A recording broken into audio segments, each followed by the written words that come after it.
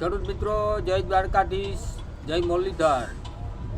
હવે કાલની જ વાત છે. અમે બેઠા હતા 3-4 જણા, તો એ કે આ 200-500 વીઘાવાળા છે, એ કેમ આવું કંઈ નથી કરતા? મેં કીધું એની જરૂર નહીં હોય. 500 વીઘાવાળાને આવા કહે, આપણે 5-10 વીઘાવાળા જરૂર છે, એટલે ભાવ લેવાની શક્યતા રાખો, સલાહ નહીં, સાથ આપો. એમને ભાવ મળવા જ નથી મિત્રો. આ ક્યાં પહોંચ્યું છે? વિચાર તો કરો. ખાઈ ગયા ખેડૂને, ખાઈ ગયા. કંઈક વિચારો.